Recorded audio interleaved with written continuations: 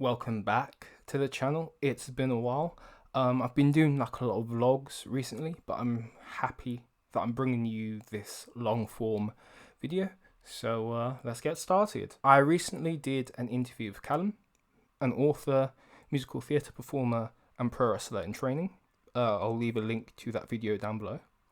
And in that video, CALLUM mentioned that his favourite Brad Pitt performance was his role in Once Upon a Time in Hollywood. And since that interview, I have gone down a Quentin Tarantino rabbit hole. I have been rewatching his movies, his past interviews, and past press conferences. Before we get into this, I need to do a few things off the top. I am on the road to 100 subscribers, and I'd like you to join me on this journey.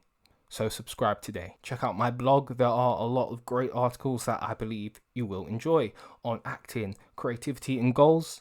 And yeah, let me know what you think about that in the comments down below.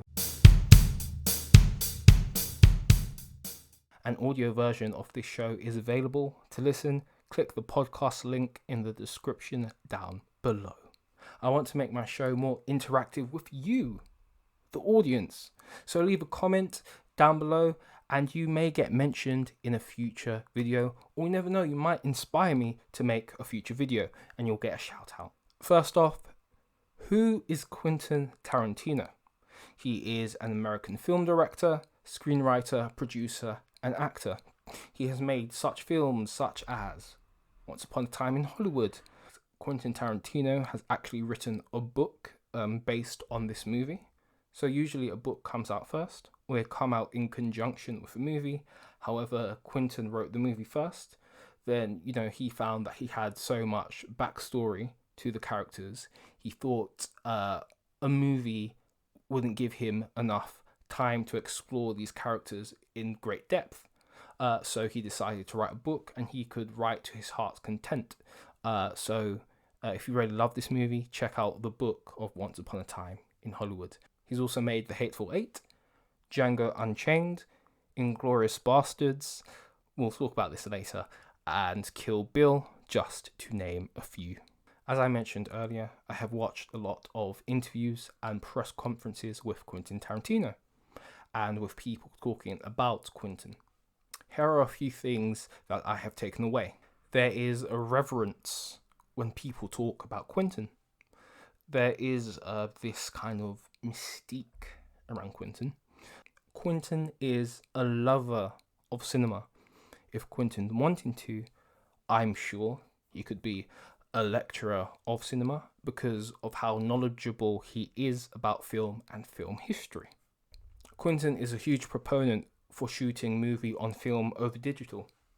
And there's like a huge argument in the film community going back and forth between shooting film or shoot on digital. And the main reason given for shooting on film over digital is that shooting on film supposedly gives the film a better finish. Quentin has stated numerous times that he's only going to make 10 movies. However, I have seen interviews where he has said he might make 11 or 12 movies. So we just have to wait and see what Quentin decides. As I mentioned earlier, Quentin recently released the book version of Once Upon a Time in Hollywood, I want to say probably last month. And as a result, he was doing interviews on late night talk shows. And in those interviews, he stated again that it's going to be 10, that 10 is the number. But, again, let's just wait and see. Let's wait and see what happens. But for now, let's just say 10. Okay? Okay. Oh, by the way, have you subscribed yet? If not, what are you waiting for? So Quentin has told us outright that he's going to make a limited number of movies. Quentin is effectively creating scarcity around the product he makes. Movies. One has to believe the day Quentin comes out and says, I am working on the script for my final movie, a number of things are going to happen. There's going to be a huge bidding war between studios and streaming services to get the rights to this movie. I predict a streaming service like Netflix will win the rights.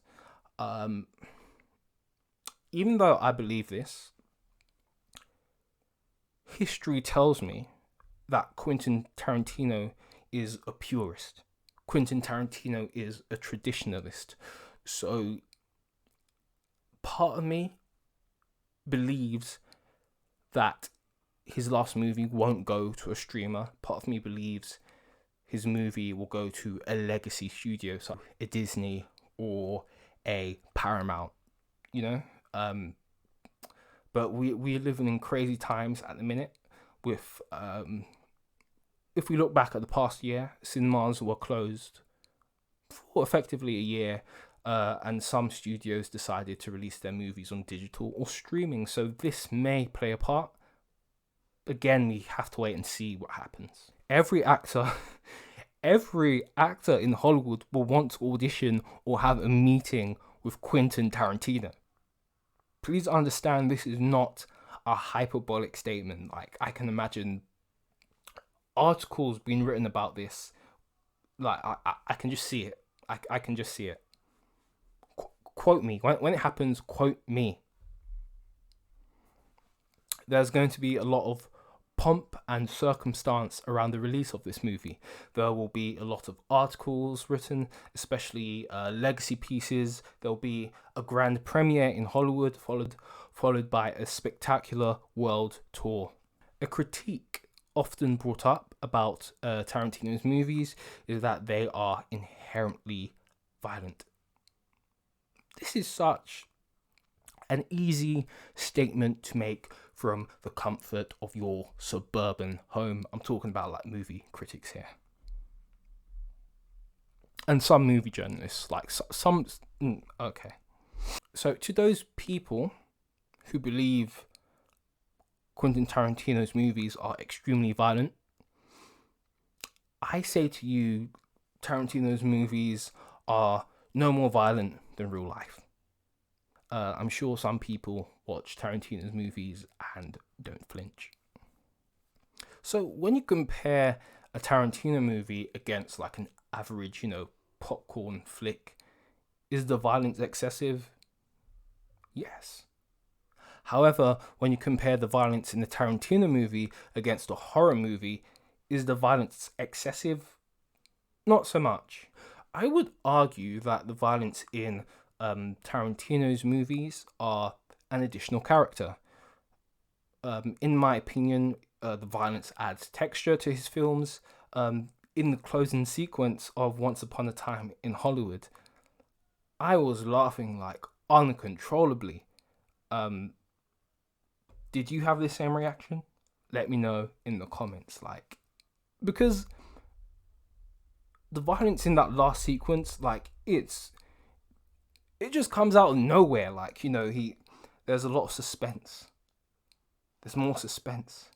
And Quentin Tarantino's drawing you in closer and closer, and bang! Then it just goes off the charts. It's ridiculous. In a good way. In a really good way. And hilarious. So, in my opinion, the opening 10 to 15 minutes of Inglourious Basterds is one of, if not the greatest, opening sequences in cinema history.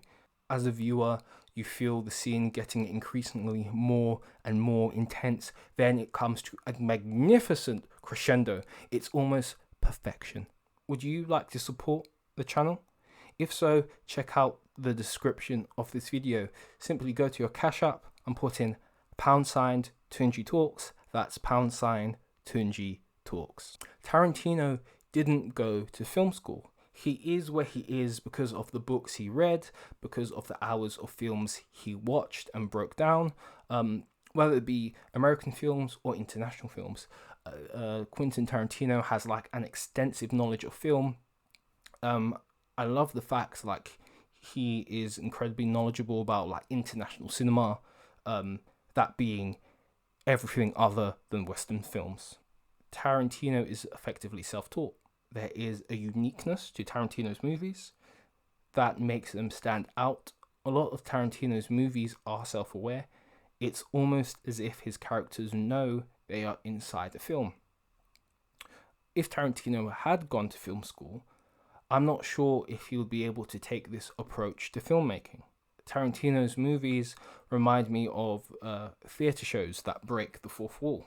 I think it would be really interesting to see an original stage play written by Tarantino. Best believe if Tarantino does, I will be the first person in line waiting for a ticket. Is there mystique around Quentin Tarantino? Yes, I believe there is. It simply boils down to his love of cinema. It is as if you can feel his love of cinema radiating out to the audience. I have a definitive answer as to why the violence in Tarantino's movies work. The violence is so excessive, it goes into the realm of absurdity. And it is the absurdity that makes the violence palatable. And that is it for today. If you have any questions, please leave them in the comments down below. Give this video a thumbs up and subscribe. Thank you so much for watching. See you soon.